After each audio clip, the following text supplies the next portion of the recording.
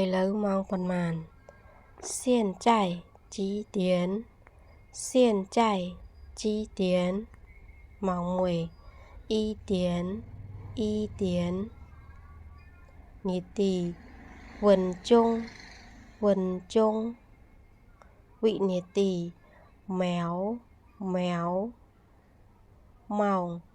សែលស៊ឺពេលវេលា时间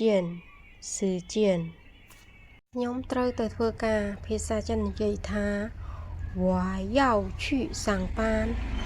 我要去上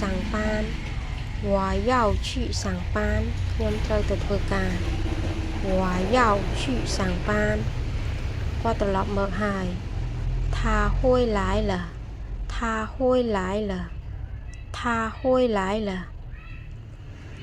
ថ្ងៃនេះហេតុអ្វីអ្នកចង់ចេញម៉ោង4你今天为什么想下10点你今天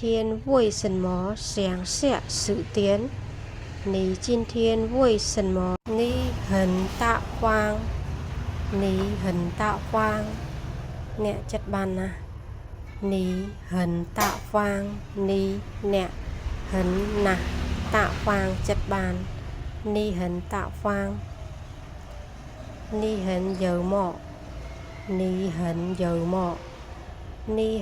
默អ្នកកំ pl ែងណា你很幽默កំ pl ែង你的朋友很好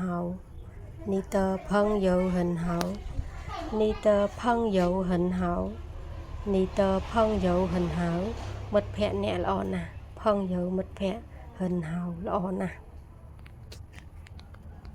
我在骑摩托车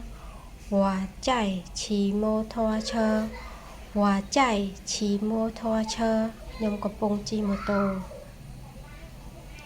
我在开车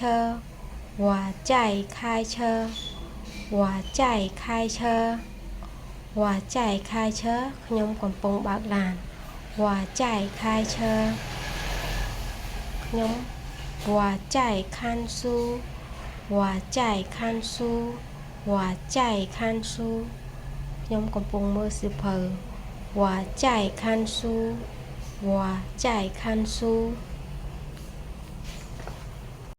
大家好我在学汉字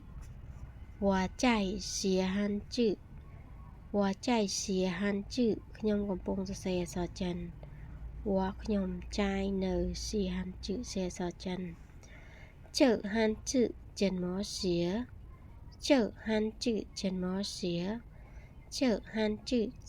写តើអក្សរចិននេះសរសេរយ៉ាងម៉េច我不太会